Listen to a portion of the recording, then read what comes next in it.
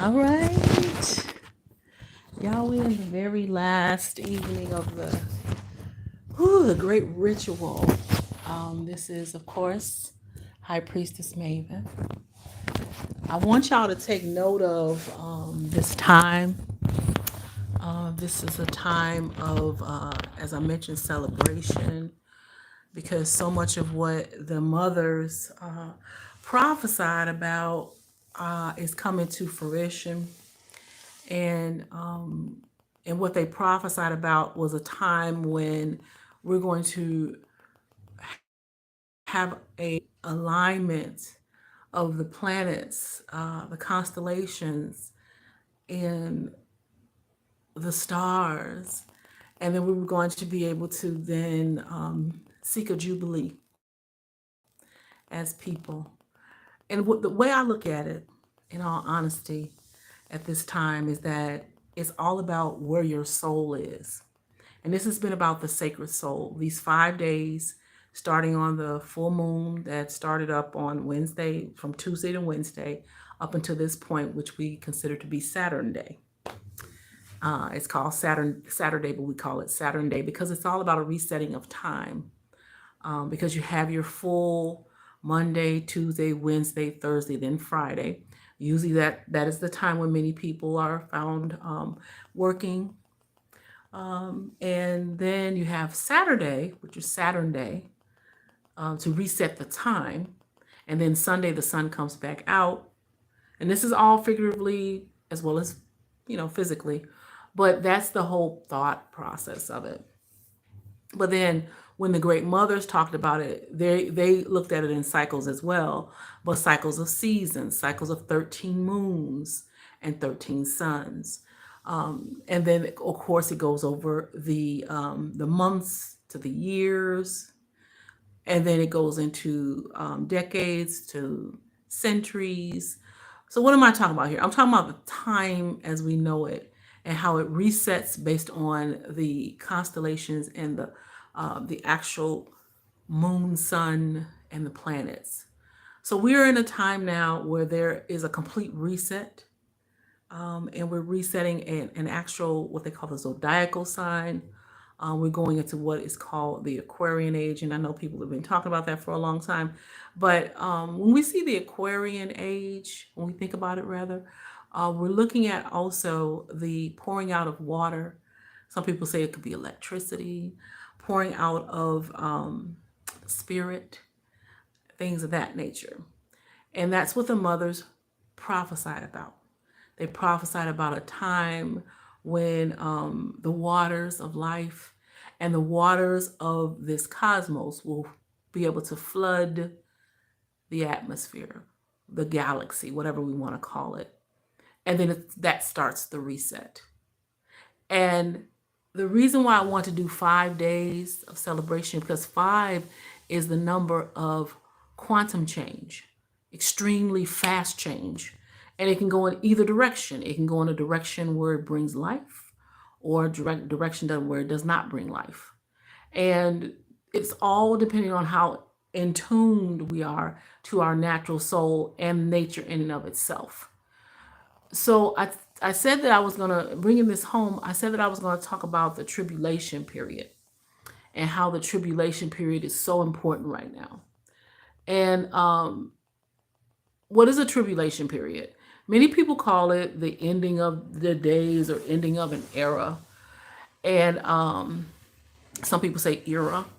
But I look at it as well as a time when a lot of trickery can happen. That's the best word I can think of right now. Where people actually make us feel like they have control over our lives. I'm talking about just average, everyday people. They try to make us feel like they have control over our lives, control over our thoughts, control over our bodies, and control over our spirits. And the final chapter of it is the soul. Okay? So there's this whole belief system that others outside of self that are not the big mama papa cosmos, they have control over us. And in essence, they don't. what you think, how you feel, your bloodline. We all each have an individual path and an individual connection to source of all creation. So in essence, what does tribulation period mean? Tribulation period to me, and what I'm understanding from our and understanding and overstanding from our great mothers, is that tribulation is the time when those who seek to bring about the wizardry of chaos, wants each person, each individual, each soul, each being to feel like they, whoever these entities are, have control over our souls. The interesting thing about it is how deeply wrong they are. They have no control over our souls. And this type of trickery is why I want to have this 5 days of a reset. And I want to also be in a mindset within the 5 days that I cry out for my people. I cry out for those who feel that they don't have control of themselves, because they do. And usually when I do like this corporate prayer, this societal prayer, this community prayer, this nation prayer, and I'm calling us a tribe called many nations, because at one point this particular landmass, the North American continent, was many nations, and we're still here. And now I call it a tribe called many nations. But what I'm seeing is that the lack of confidence in our people, and with it being what we consider to be Black History Month, Heritage and History Month, past, present, and future. My whole premise during this whole time of my travailing in the spirit realm was that the confidence comes back to our people. And the confidence to do what? Well, okay, what are you saying, High Priestess Maven, HPMaven? What are you saying? The confidence to believe in self and believe that you do have full access to your natural soul. And if you could just go into a place, a secret place, connect with that soul, the tribulation can just blow right over you. It could just be something that does not even connect with your energy, your spirit, your anything to do with what you were sent here to do, that is off of out of balance and knocks you off the trajectory of moving forward within your life, and knocks you off your square. Anything like that, you have control over it, because this is our time to shine, whether we believe it or not. I have this, this is actually for my tablet and my notes, and it has the word matrix on it. Ma, I say ma, because it starts off with ma. So matrix. The word in Kurivini, or in the heritage language of my people, is matri, as in matrimony. But whenever you see an X on something, what I'm noticing is that is a trickery. Tricks. You see how it turns into tricks? The tricks. The word used to be matri, and then you put an X on it and it turns into tricks. So know that no one can just take anything away from you. No one can just take your soul. You have to be willing to give it. And they have to have you cooperate. And it's all in the mind. Because right now we're dealing with a lot of mind control. And if you feel that you can control your own mind, you will control your own mind.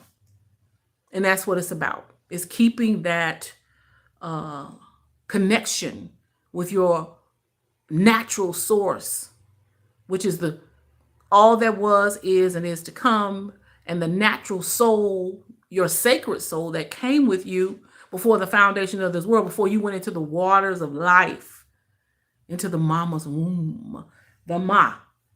And we always say ma, mami, mami wata, mami. This is something, maman in Kurivini. This is something that constantly must stay in your mind. I mentioned a couple of days ago the meditation of the mother, the mother's womb. And what that does is it helps you to be able to reconnect with what you came here as in the first place. Your own being, your own person, your own personal soul. That is what you want to constantly connect with. And make sure that no one tricks you out of that position and that authority over self. Because if you get in a place where you're actually allowing your soul, your natural soul, to be led astray, if you want to put it that way, and someone comes in and just reaps that soul, then you become an empty vessel, an empty, what I call flesh coat. And then any other untoward spirit, malevolent spirit, worrisome, troublesome spirit that doesn't want to cross over can then take over your body. And the next thing you know, you just out there in limbo. And it's literally called a limbo. That's an island thing where they used to do the limbo. And I have my staff in the background, you'll see.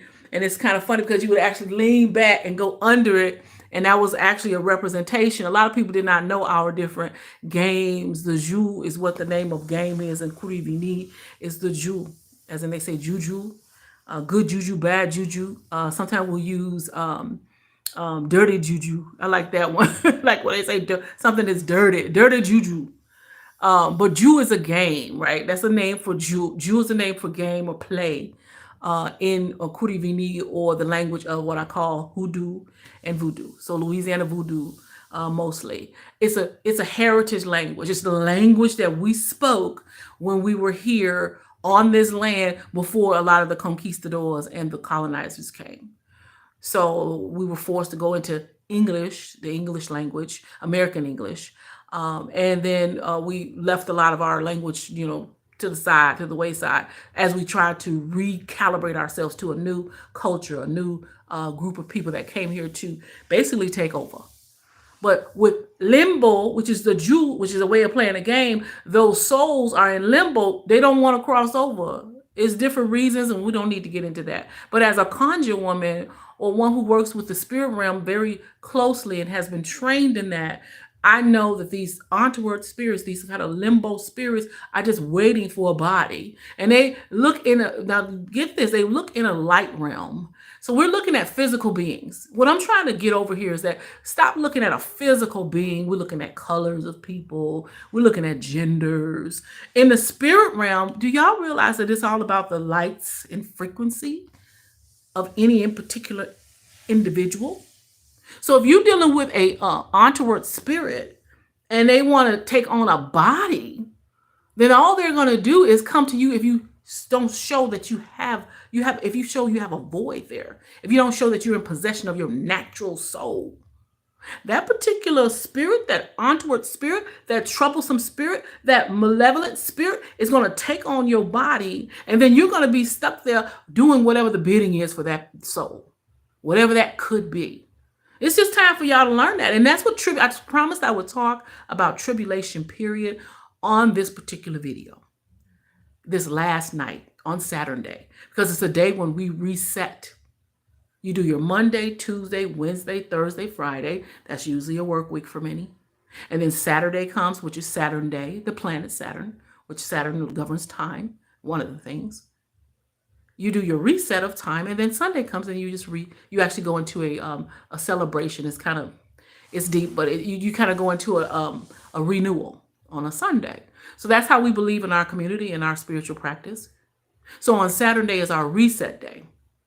So I really wanted to come home with this whole ritual for 5 days to show you that this is a way to reset yourself through ritual. And this is what the ancestors believed in. It's not the spooky pooky stuff you see in motion pictures that people have misinterpreted, misinformation given out for centuries. Or more so, I shouldn't say centuries, more so they've done it in the form of plays, like the minstrel show. That was in the early 1800s, right? Where our people were actually being acted out in what was called blackface. As early as the 1800s. That was some information I found at Texas University, that minstrel shows actually started in the 1800s, early 1800s, and they had the nerve to be, we were the target. And I'm not trying to cast my desire that people leave us alone and go mess with other cultures. But my biggest thing is like, why are we always the target as a people? I still don't quite get that. You know, I've pondered on it long and hard some days, and some days I could care less. But I'm like, why are we always the target in motion picture caricatures and negative epithets, and our spiritual practices are the ones that are just all front and center? And I always wonder that. And then I thought about it when I went to go see the Wicked movie, and I'm not going to go into that whole spiel, but when I went to go see the Wicked movie, and I was in the astral plane watching these people after I had that out of body experience, when I saw what I, in my opinion, saw an ancient representation of our mothers, because these were actual events. These were actual times when people took our mothers because they practiced spirituality and roasted them, as they like to say. And I saw that, went into an astral projection, because it took me into that particular dimension, that time frame, since I time travel. And I saw the mothers, and I could hear it seemed like 10,000 ancestors and past kinfolk just screaming. So while I'm in that plane, I'm actually in that astral plane, in that other dimension, I realized that this is not really humans that we're dealing with. And I want to bring this home tonight because it's Saturn day. We're resetting in my spiritual path, my bloodline spiritual path. We believe in that. Saturday is our reset day. Okay, Saturn day, after the planet Saturn, the planet of time, right? That deals with time. Even with the ring around it, it's kind of deep, the rings. Either way, I thought about the fact that these are not really actual beings as we know it. These beings are vessels for very ancient spirits. I mean, very ancient spirits. I went really deep into the explanation of what I experienced when I went to go see the Wicked movie. As a spiritist, I wanted to give my opinion. I want to give my review as well, as an actual spiritist, one who's practiced in the spiritual path of my ancestors for all of my life and before that. I wanted to go into it really deeply. Then I realized, as I looked around at these people, these bodies, I want to call them bodies, these flesh coats sitting there, I realized that these particular beings were not even on board. Their natural soul was not on board. They were actually being the vessel for these ancient spirits that have been participating in these type of very, very sick games, if I can say that, if you may. The very sick games. They come here, and what I saw, and this is what I'm interpreting, they come here to repeat these cycles of torment and degradation and just tearing folks up and down. They come here to do this, and they take on the bodies that don't have the possession of their natural souls. And that's what I saw in that movie theater. And that's why when I went and I saw they had a wicker woman, and then she had the nerve to be brown, and she was like 10 feet tall, it seemed, or even 10 stories, I meant to say. 10 stories high, and she was on fire, and they call it roasting. I found that out. That's actually what it's called when they roast a spiritist. Those they call the W word, W-itch, right? So when I see this, I go into astral projection because I immediately did a past life regression for 10,000. I'm talking about, I did this for ancestors. That's how it works for me spiritually. And I go into this regression, past life regression, and then all of a sudden I'm in this astral plane watching. Then the mothers call out to me. I call them my higher self. I call the elder fae, the elder fae, the godmother elder fae. They tell me to stay here, don't leave. And they had me bring my younger son with me because I feel like they were like, knew I would have left. Because as I looked around at these people that were watching in the theater, I'm like hovering. And I'm like, these are not real people. These are vessels for these entities to come here and have a nice little ride and relive the experience of the torture involved with my ancestors. It was the deepest thing, I promise you. So as I did this particular ritual with myself for the past 5 days, it was a cleansing, because I know that we're in a reset. This is a reset of the whole cosmos. They call it a new era. They call it a new age. The changing of the guard with the zodiacal signs, things like that. So, different paths and different spiritual walks, for people, they name it differently. But with my path and bloodline, we just call it the tribulation period. We call it the end times, and then the beginning times. So as we're going through this, and it's definitely here, the way that I was told that you can tell that it's the ending of an era and moving on to the next realm or dimension for us is by the planet alignments. So I'm going to put some things up on my platforms and show what this planet alignment is about, because we know that it's changed. Now, how we live in it is up to us. But one thing I do know, and what I wanted to stress, my 5 days, which 5 is a number of quantum change, as I mentioned, the number of quantum change, it can either go either way. It can go into a total upliftment and a situation where you're in complete glee and celebration, love, joy, bliss, to the other side of it, which is one side gives us life and one side does not give us life. So this is where I was on the life side, because it was a celebration, because I know that my ancestors prepared me for such a time as this. And I want to share that. That's why I want to become more open and be able to speak about what I do as a high priestess for the community. And that is, when I go into these places spiritually, it's a travail. It is also a fasting. It's communal. And the thing, what I was shown, now that we've changed the guards, a lot of my godmothers have gone on to they transitioned to the realm of the ancestors as we see it. And now it's time for us, meaning the ones who they taught, to now share.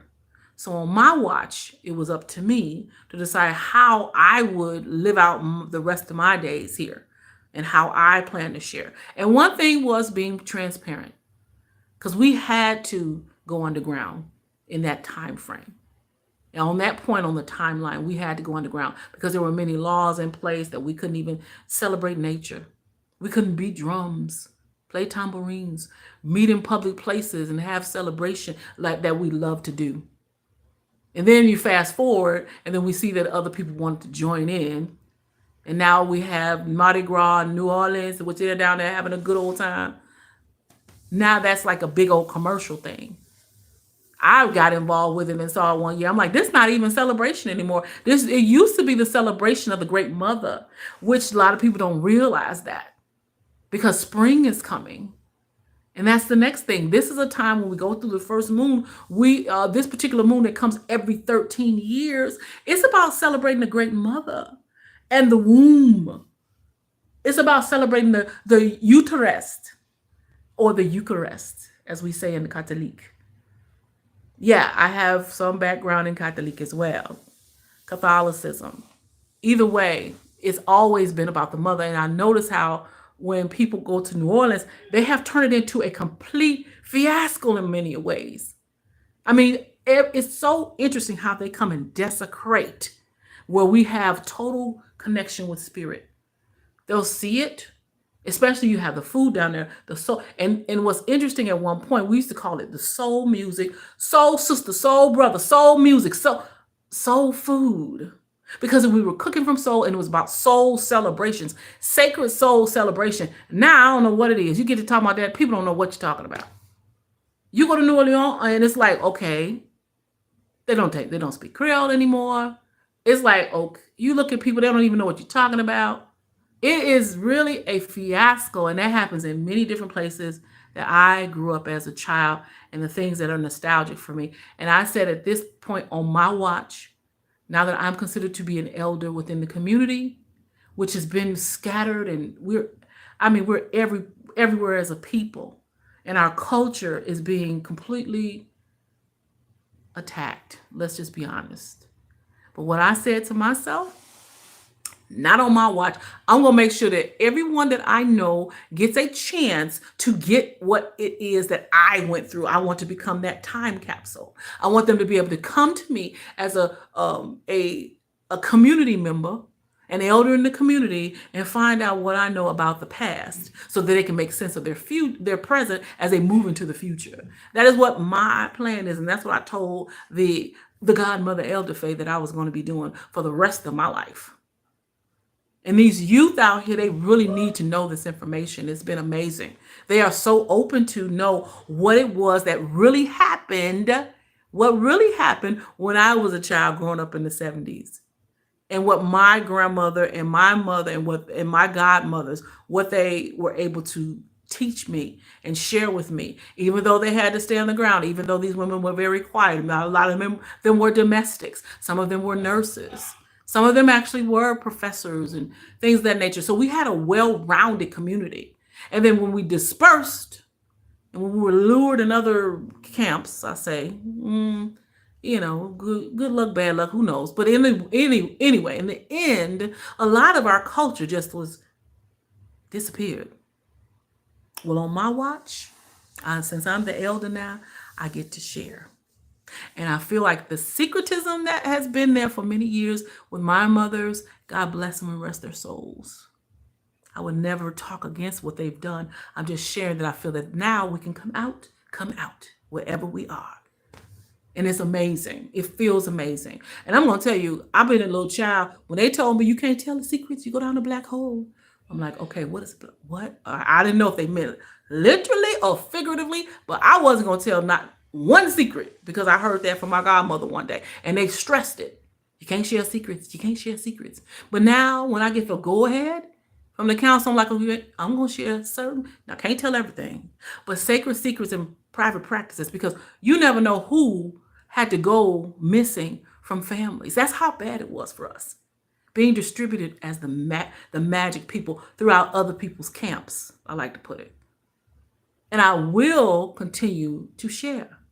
It's millions of us. We have our ways of sharing. Many things have to stay underground, but it's millions of us that are in place right now giving this information. But one thing I said that was important to me is to make sure that I came on a platform such as this and others that I've chosen to make sure that we are disseminating and providing information to our people, to our youth, especially our young women. The women that we see now and that they always push out in the front, and nothing to take away from the young girls who are out there. But there was that queenly type of demeanor.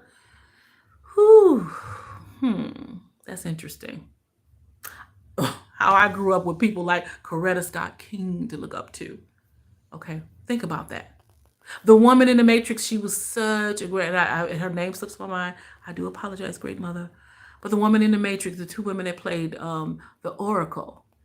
Imagine growing up with women like that every day and being able to call them at the drop of a hat for advice, information. Now we're being shared and distributed, and I get it. But one thing we will not be is discarded. I feel like if we give our gifts to you, many of our mothers, as I always say, they clean houses for people, they cook their food, they took care of their children. And again, I'm not going to say that fourth thing. And then they had to come back and do their own home in that same manner, take care of their own home in that same manner. And this went on for decades. And now we be just disregarded? I think not. So with my time here, this point on the timeline, I plan to continue to share. And share and share. And the next thing is we will never forget the Sibyls, the oracles, the black doves, as long as my watch is being taken care of like I should. So this is actually a tribute to all of the Sibyl mothers, past, present, and future.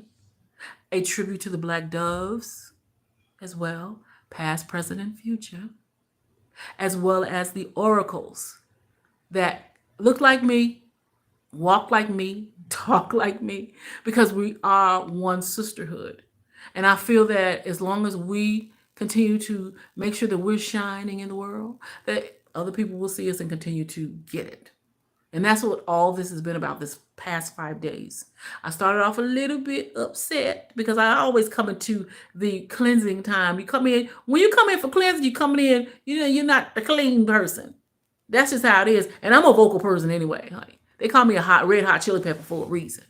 I'm a vocal person, and I'm going to tell you exactly how I feel, because that's how you keep from getting frown lines and all that kind of stuff. You let it out. That's how you can be going on 6 decades in the world and still, you know, still looking okay. If you just don't hold and bottle in things, honey, no. That's not how I've learned anyway. You got to let people know what's going on. And then I started coming into more of a settling down. I did my first day of, you know, getting it straight, especially when it comes to my sisterhood. And when I seen that movie and I realized, oh my goodness, this particular character in all this time was supposed to be a woman of color. Imagine that.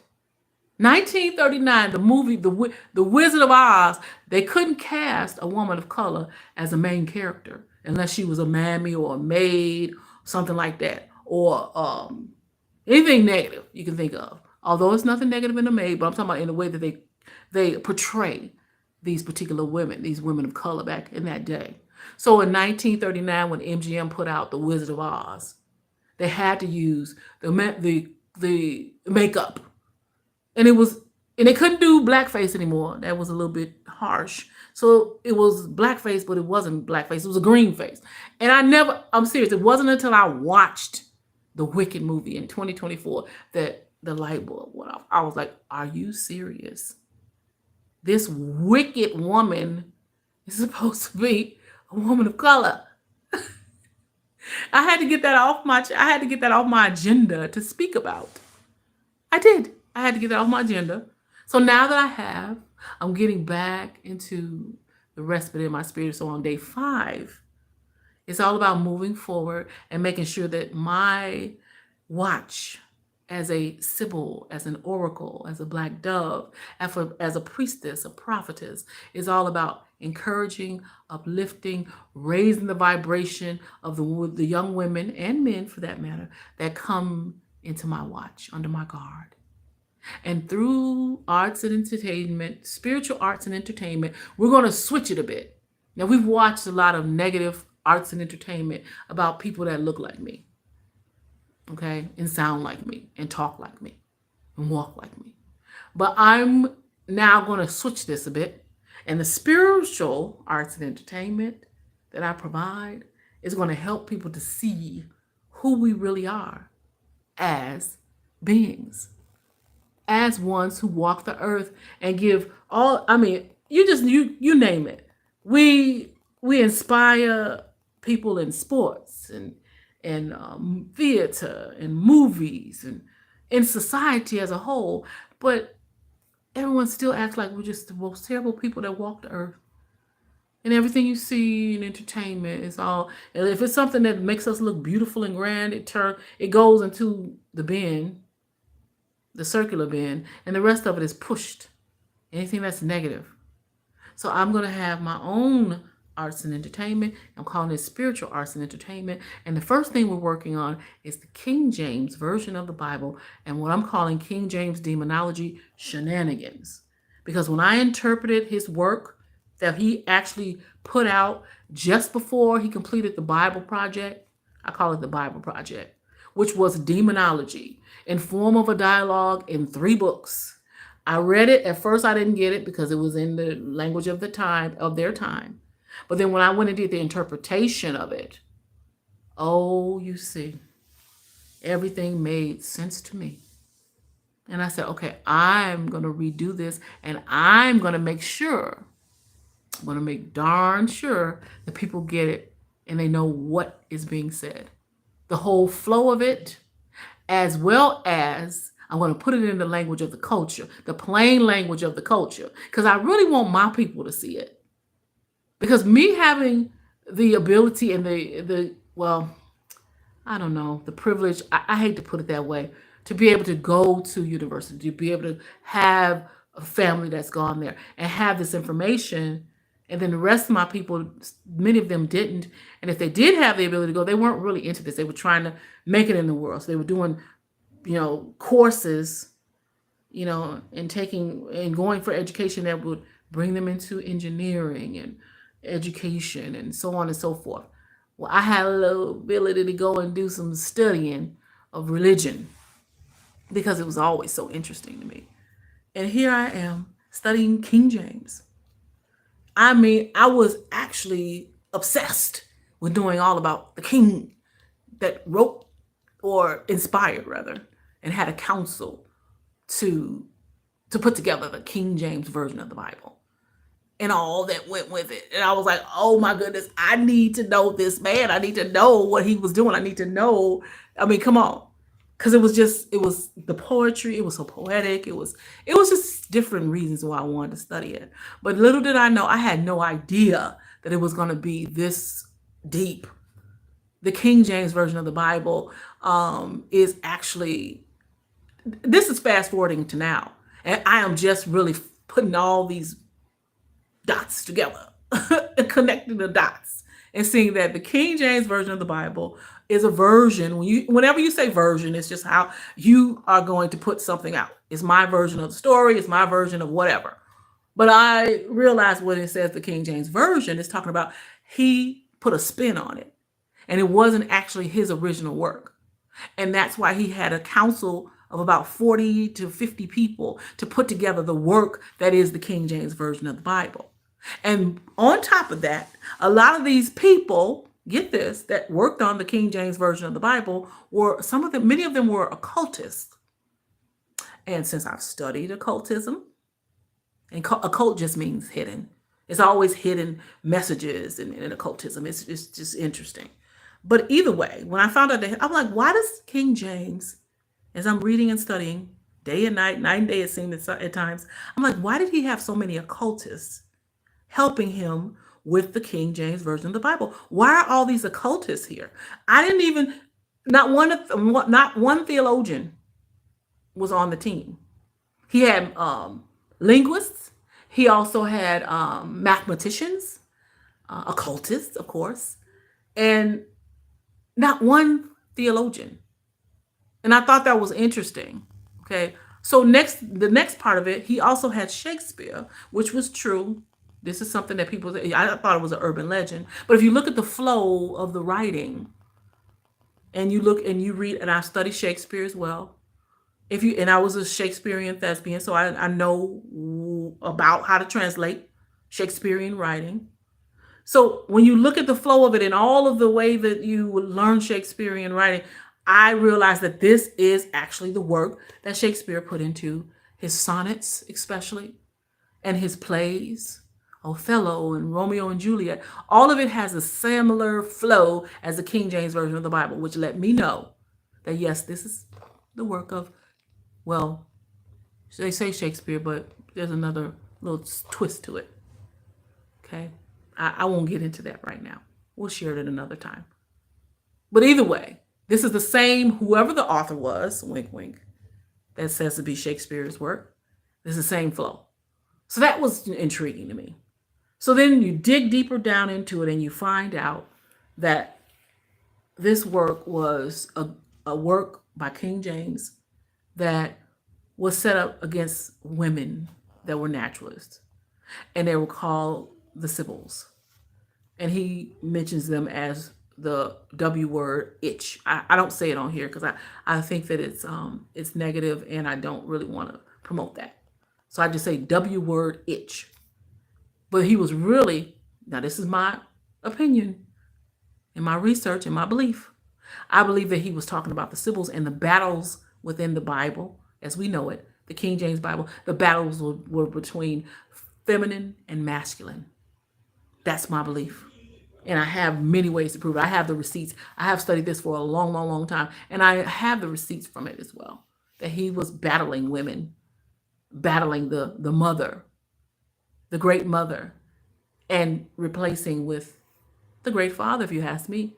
Because I believe in the unity of male, female.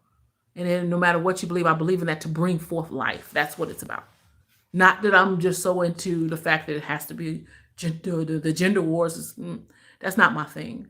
But I'm referring to when you bring life and when you bring the baby down into the womb and through the what's called the fleur de lis. I said I would talk about this. The fleur de lis, as I went to do my practice yesterday, the ritual, and I showed the bucket that actually has the loose earth of some family land in it that I keep to continue to go back to for my ritual purposes. So there's the loose land and earth of my family land within that, and I put the fleur de lis on it to do the ritual in the form of a moving forward as well as remembering. And that's why I put my oil lamp there. And I say make a wish because this is a time, especially when you're dealing with full moon energy, is that your desires and the things that are about your particular path and destiny can be focused on, and then you move forward in it. As long as you're walking in your sacred soul, that's the key. Many people don't realize that. If you don't have a onward spirit riding on board, mounting and housing you, then a malevolent spirit, and you have possession of your own personal soul, then you can get these particular workings through, especially when it comes to familial bloodline and the purpose of the bloodline. And I believe that a lot of people don't realize why people that look like myself, we continue to stand after so many things have been put in place against us. The real reason why, and I want everyone to get it, is because when you have a destiny and purpose and you stay connected to your soul, that's why we use the word soul in the things that we do. As long as you stay connected to your natural soul, the people won't be able to take you down. That's the secret. That's a sacred secret in a private practice. But because we're in this new era, at this point on the timeline, I can share things like that. Because it just is. It won't change. People trying to take down those who are predestined, such as we are as a people, is like trying to scoop up the whole ocean and put it into a bottle. I like to use that analogy. You're trying to scoop up the entire ocean and put it into a bottle. That's what it's like. So when you wonder, how are these people still standing and all this stuff happening? Because it's destiny and purpose and plans of the cosmos. You think a mere being on earth is going to be able to thwart that effort, take it down? I don't think so. I don't think so. And as long as we stay connected to that and know it and not be tricked out of the knowledge, then it will continue to happen. And I tell you one thing, I'm going to be honest with you, and I know certain people are here for different purposes, and I get it, because that's actually the science of everything. I believe in nature. There's things that cancel out certain things, and I get it. But one thing I do know is that I want to be that voice, the oracle for my people who are the outcasts, if you want to put it that way, the outlanders, the ones who, no matter how they try, someone's still just trying to take you down. Know that many times you're not dealing with beings that are natural. You're dealing with entities that are unnatural. That is what I want to continue to drive home. And that is the reason why I have put out this new connection for myself to how to give the message is through spiritual arts and entertainment. I feel like I'm going to actually have to put something out that is the opposite polar, on the opposite spectrum of the things that come out to decimate the character of a people.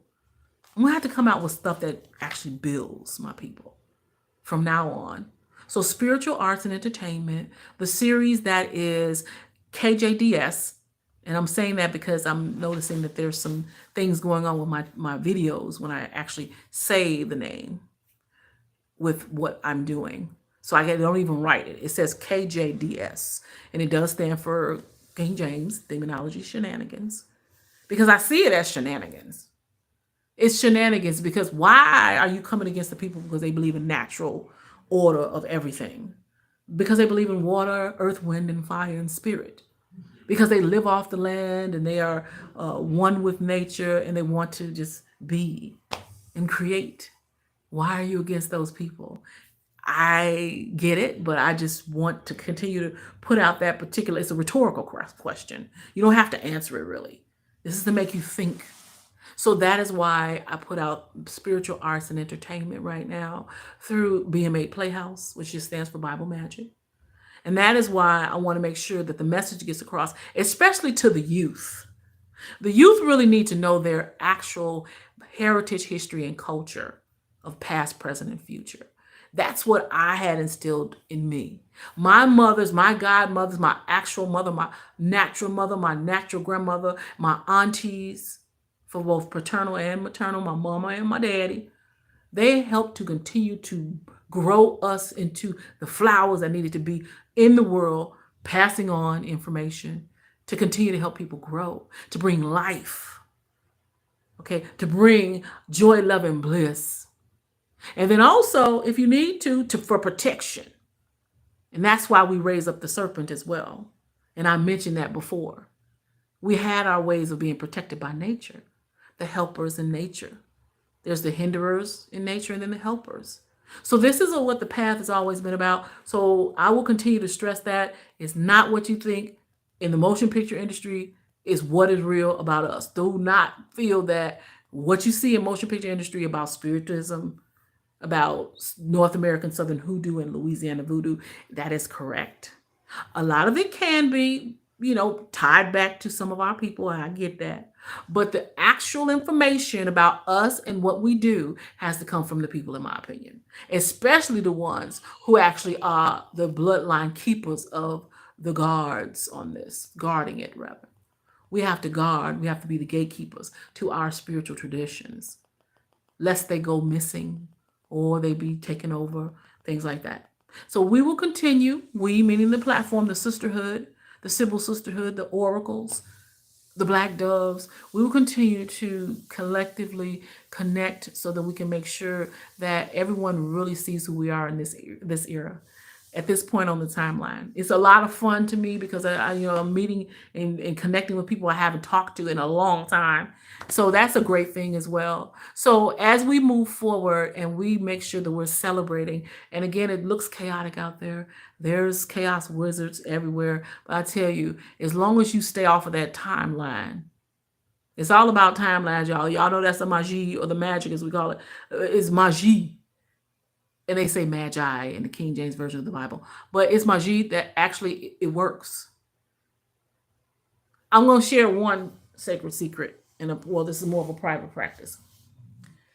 When I'm doing spirit work and someone comes into my path and they are on a different frequency, as they say, or actually they're not really in a vibration that's connected with mine.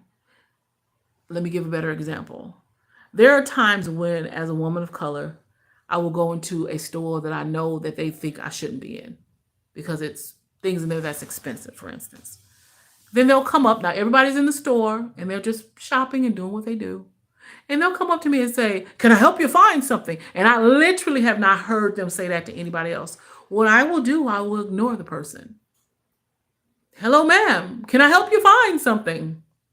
And I'm just sitting there looking on the shelf. "Ma'am?" And I keep looking on the shelf.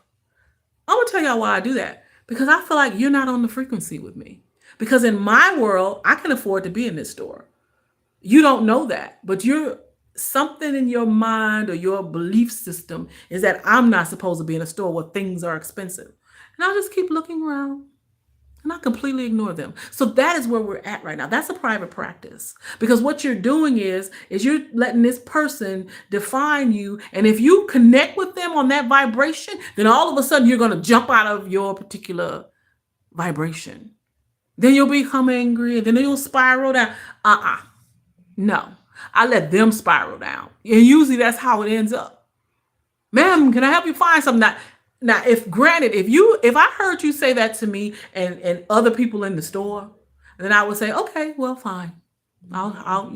Yes, I would like this or I would like that." But if I know that you're looking at me as a woman of color and feel that I shouldn't be in this store shopping, and that's why you're asking me and you're letting other people just shop and be in their own zone and do the retail therapy, if I know that you is on that other little vibration, I'll ignore you. Yeah. I don't know if anybody knew about this particular movie. It was called Quantum Leap. I can't think of the actors' names in it, but very good back in the 80s. Quantum Leap. And the thing was that he was in a certain, he went back in time, or he might, usually it was back in time. I was going to say he went forward in time, but he went back in time. And it was a situation where he could not allow these people to knock him out of that time, the time frequency in his mind. And that's how I look at it when people come up to me in a store and they think I can't afford to be there. And they ask me, ma'am, can I help you find something? I ignore them because they're like, I let them be like this ghost almost. I don't really talk to them because I feel like they're knocking me out of the frequency where I know that I can be in this store. So that's a private practice where you have to get to the place when people are talking about stuff that's not on your frequency, you've got to get to the place where you just ignore it. It's not even happening. Sometimes you can even watch it like a movie, but you don't let them know that you're even on the frequency with them. That's the best practice for what's going on right now. So that way you won't get caught up on other people's timeline about stuff that does not pertain to you. It works. It works. Trust me, it works. I've been doing this for years. So that is where we're at right now, believe it or not. Do not let people cast their fears upon you. Whatever you do, these are private practices. This is how you get through it. If people are in a frequency and you're not going to be able to have them to believe anything else, and neither should you allow them to have you believe other things that have nothing to do with you. You have to. It's important right now. Stay in your frequency. Stay in your natural soul. Stay in your connection to your bloodline and how they were able to make it through each experience that we go through as people.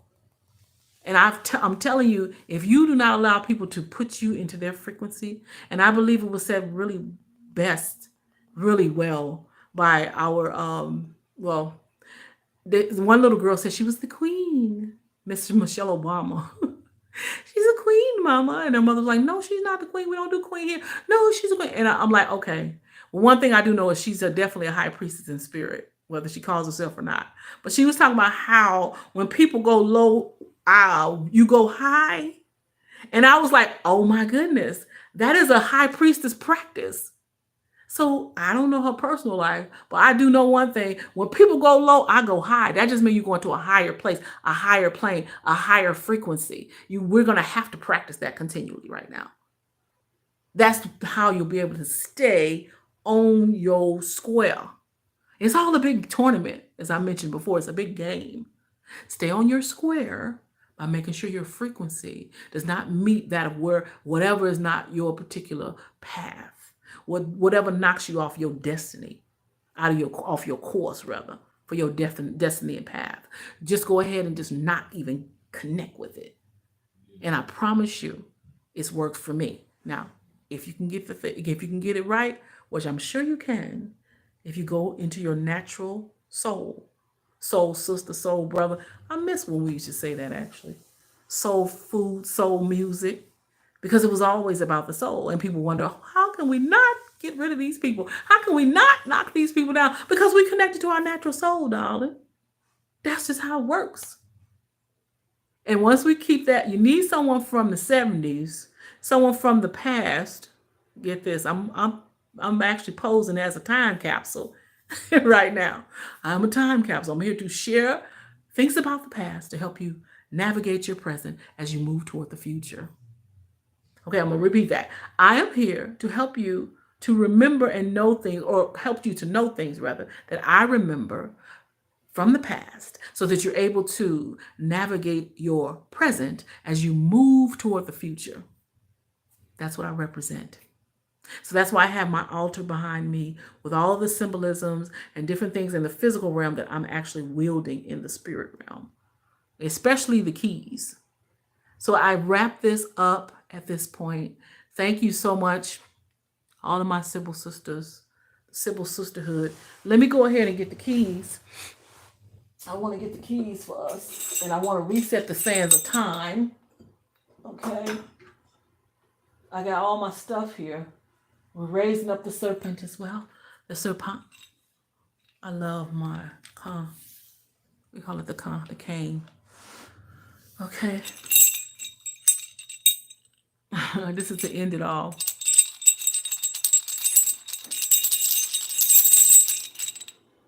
This is for the time capsule. I feel like I'm the time capsule. I feel like as we move forward, the things that I've come to know and learn, I share so that we'll be able to continue to stand on my watch as one of the many millions of godmothers, Sibyl godmothers. And I continue to raise up the serpent, and serpent just means wisdom for us, wisdom keepers. So I welcome each one to continue to visit the BM8 platform. These are my time capsule keys. I said I will be the sacrificial lamb when it comes to allowing people to see me age, see my gray, honey. But don't get it twisted. I will put on a wig, honey. I will be able to show y'all me in a different light. But it's like right now, I realize that one of the biggest things for me as a young woman, as I was taught by so many wise women, not the W word, itch, but wise women. They were wise, and one thing I loved about being taught by them is that I got to watch them age and the grace that they did it with. It was amazing, and how they actually did not let anything deter them from aging and becoming an elder, and continue to teach through their wisdom and knowledge that they were able to gain in this lifetime. And they did not put themselves in a position of not being available for those who needed to have life breathed into them, especially in a time such as the 60s and the 70s and even the 80s and then moving forward. So I want to be that for our community. I want to be that for the young women and the young men, as I mentioned. And I want to be able to share what I came to know. I don't know everything, y'all, but I know a lot. So since I know a lot, I want to share a lot. What I can, because I ain't, like I said, I'm not gonna tell y'all all the business, but I will work towards at least sharing what I can, especially about the King James Version of the Bible and the spiritual arts and entertainment through BM8 Playhouse. I want to share other affiliates with this. The work that went into building a platform, building a place where people can come and learn about our past, our culture, the legacy, heritage, history, and culture of a people. It's not what you see in motion pictures completely. I'm not saying they don't have some things right, because I feel that, when you are a voyeur, you're voyeuristic, you're going to see things and put what you want to put a spin on it sometimes.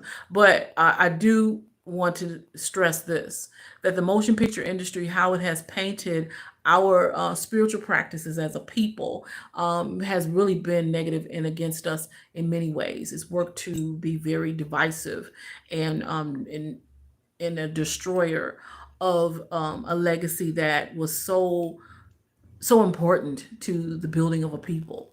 And to see it just continue to be negatively displayed and shown within motion picture industry has been I'm just going to be honest, it's hurt my heart, because many ways they take what we see as what does not bring life, and they take it and they use it as fodder for whatever reason. And I know the reasons, I just don't want to get into it on here, but it's just like we have to change some things, and then it's through our voices. That is my endeavor. That's what I'm doing. That's what my plan is to continue to show who we really are as a people. Wait, the clock's going off. Hold on.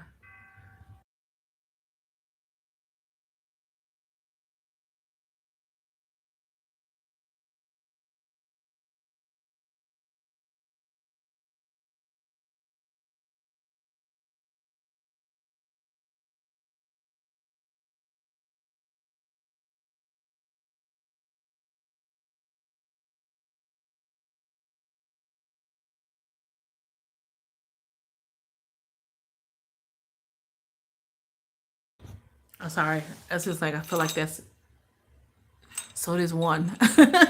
It's 1 a.m. I think I've been on here quite some time, but I just wanted to wrap this up. I still have my altar here. This was actually for the bringing in of the moon, the new moon The 13 years it's been since that a moon of that magnitude came through full.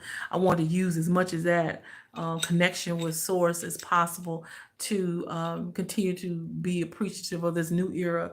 My position as one of the godmothers in the community, and then my position as a Sibyl within the connection that we have of community, and be able to be one who is now transparent enough to come and show a lot of my practices, a lot of my sacred secrets, and then be able to just reach those who are able to now continue to show who we are as opposed to what has been depicted.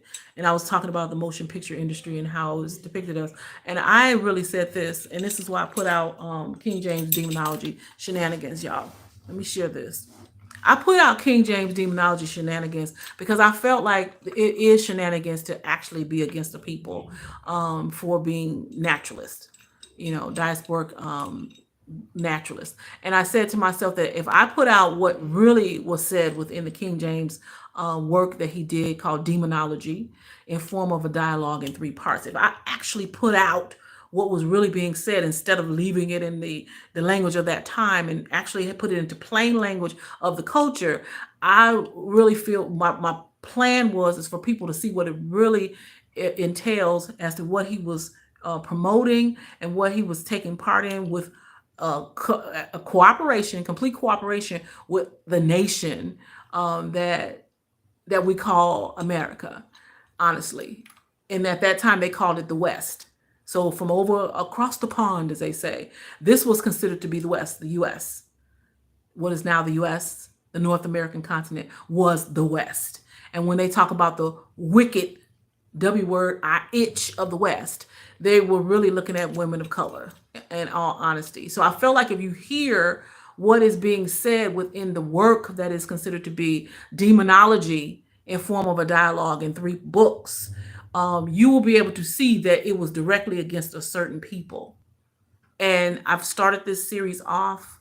I'm going to continue it, of course, and we're going to have discussions about it. That was my whole plan, was to make sure that I did this work in the form of theater, because that's my background in many ways. I've worked with theater for a long time. I've worked as a Shakespearean thespian, and I really wanted to make sure that I was able to interpret this because I felt that I was one of the best ones to do it.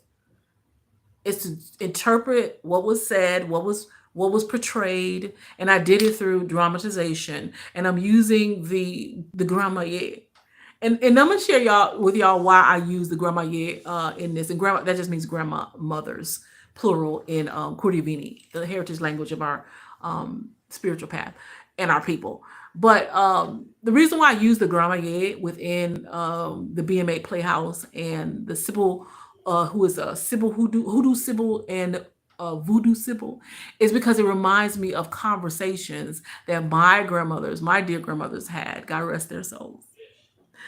They would have these spiritual conversations, and the whole while I was doing this work, y'all, and I was voicing and doing the voiceover for those beings, those lovely, lively beings within this work, I would hear my grandmothers, my dad's grandma, who would be more so, she would be more so HooDoo Sibyl.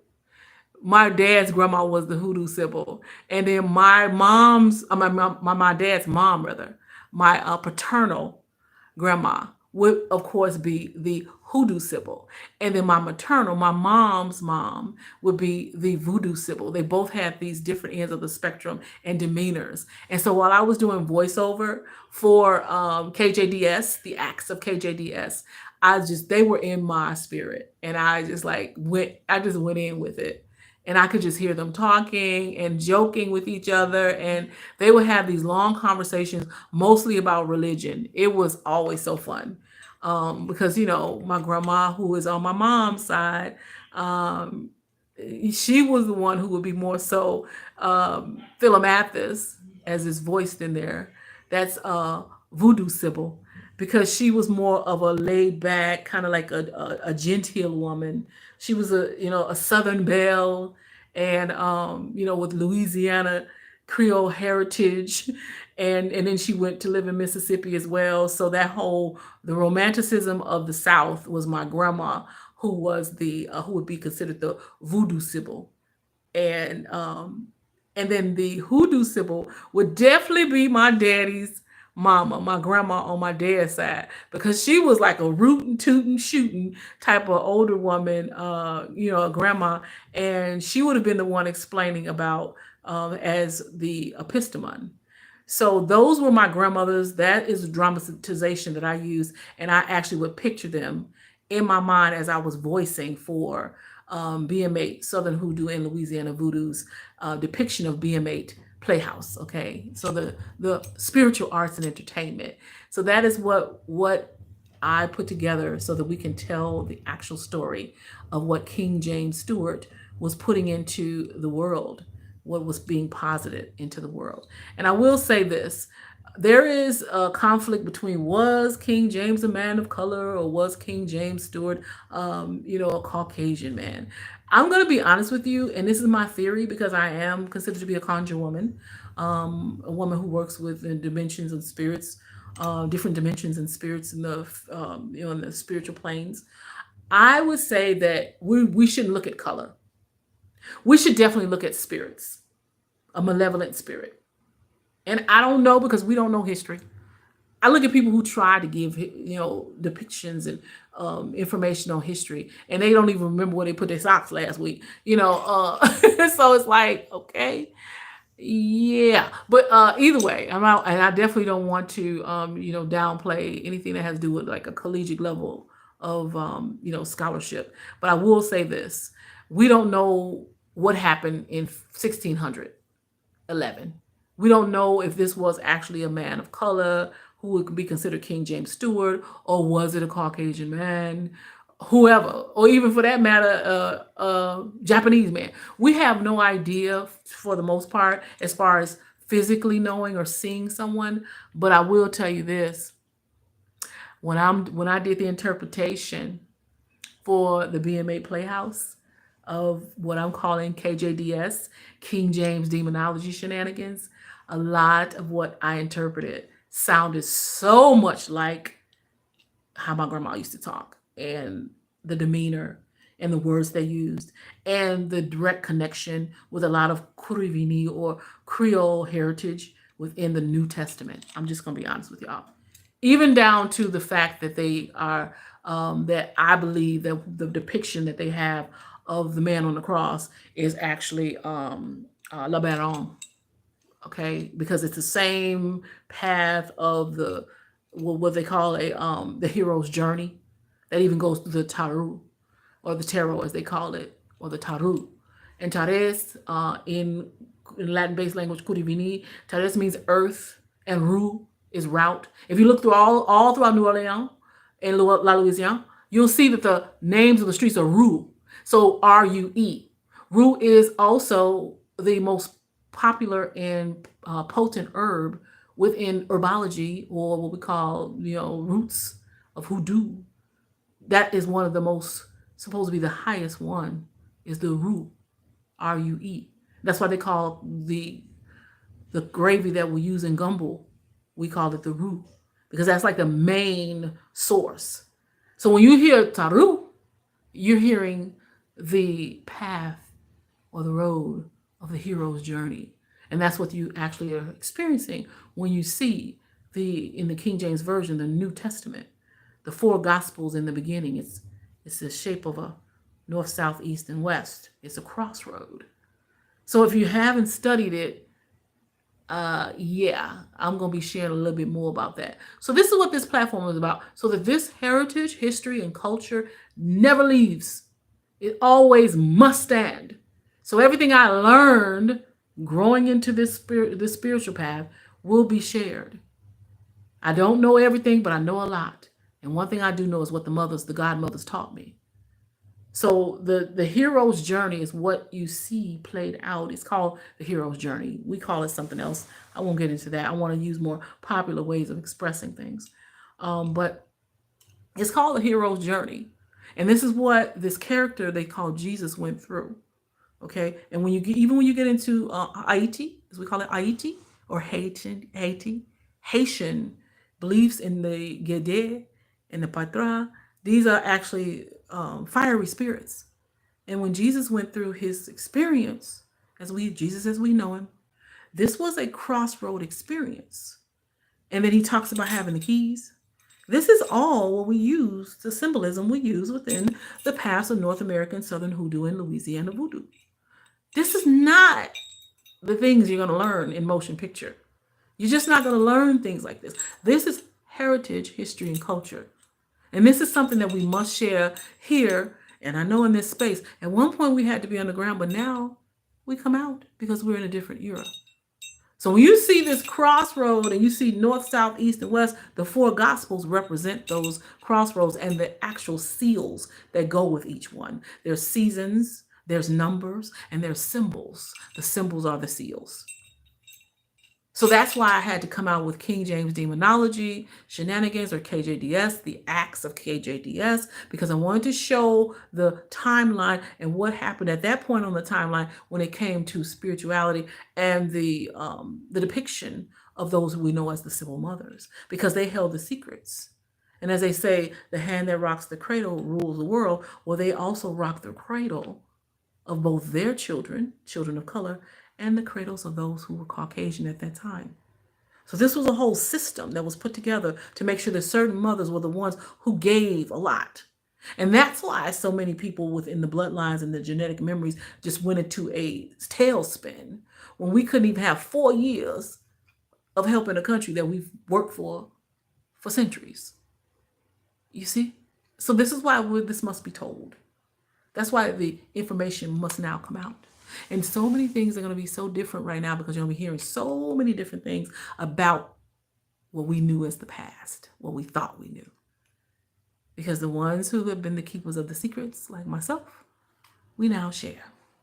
Not every business, or not all the business, but enough of it so that we talk about the past, so that you will be able to make sense of your present as we move toward the future. And with that, I will say, I bid you adieu. It has been a great 5 days here. It's been a great 5 days working in my rituals, showing you the things that happen and come out when I'm actually in spiritual practice and how I navigate that, hearing from other realms and dimensions of benevolent, life-giving, love, joy, peace, and bliss. And then also that other warring side. We do it all. It's like worship, WARSHIP, but in the spirit realm. And then there's praise. So it's just, there's opposite ends of the polar. That's just nature. We use, of course, earth, wind, fire, water, and spirit. And that's what that means. We actually bring in the planets, sun, moon, constellations, all things natural. And that's the things that we fell for in the past. We had to be taken away. Many of our ancestors had to be taken away because of those beliefs. But now we get to share because everybody is coming on board, and I'm seeing such great things right now. And especially the youth. The youth are really taking this in now, just as I did as a child and a youth.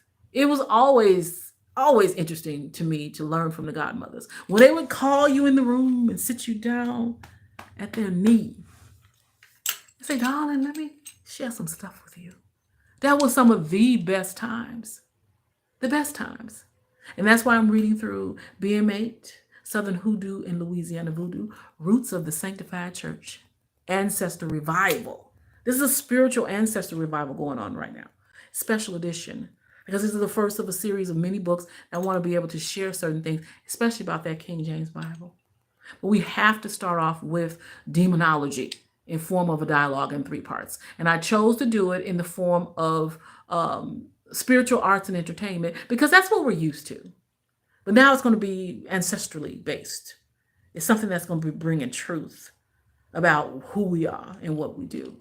So I hope you continue to enjoy it. I will be releasing bit by bit the different segments or acts. And what I did was, and I call it the acts of KJDS, because I'm actually taking each of the chapters of the book that I've interpreted and putting them into art form, in artistic work, through the BM8 Playhouse.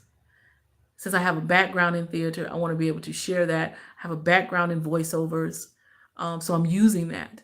I believe we should use our talents and gifts in order to enhance the world, and that's not going to stop here. And I'm going to share it with those those who come after me. This is about Black Heritage and History Month, past, present, and future. And it's going to continue because I was able to be shown how to live our lives out and walk in our natural souls. This is what I will continue to promote because it was taught to me. And I will continue to teach it to those who come after me. So this is something that is a great lesson here.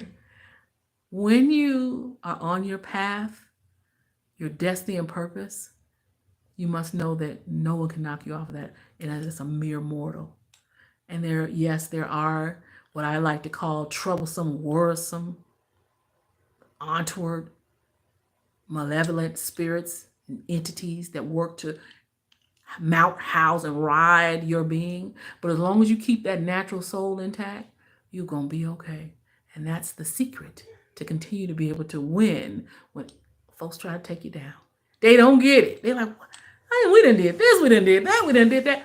Because it's almost like trying to take the whole ocean and put it in a little bottle to take down someone and folk. We say folk like kinfolk. Okay, that's where that comes from, kindred. Take down folk who are on their destiny and path and who have their own natural soul in their being. That's why we did the sacred soul ritual over the past 5 days within that super moon that came down. I'm telling you, it works. It's worked for centuries and thousands of years. Centuries within North American soil and thousands of years all over the planet. And it will continue to work. So don't be discouraged. I wish you all the best in progress. This is High Priestess Maven. I'm telling you right now, go ahead, check out the KJDS, the acts of KJDS. I will continue to share the work. And I'm telling you, King James Demonology Shenanigans, it is the breakdown of the demonology work that was put out by King James. And the reason why it's so important to learn about demonology is because these untoward spirits I'm referring to, this is what he was claiming that we were, our mothers were. They were demonic, they had spirits on them, and so on and so forth. But in all actuality, when I mentioned that he had all these occultists to help him to put this work together, in all actuality, I feel that they are the ones who are walking in that. See, conjure, no conjure, y'all. I feel that they are the ones who was walking in that. So they were walking in it, and they tried to claim it was us. But I'm telling you right now, we're going to keep on moving forward, and I don't care what you say. We can't be done that way. We're going to keep on moving forward in our lives, on our path to continue success in working with our the higher calling. All right. Take care, y'all. Again, I'm out.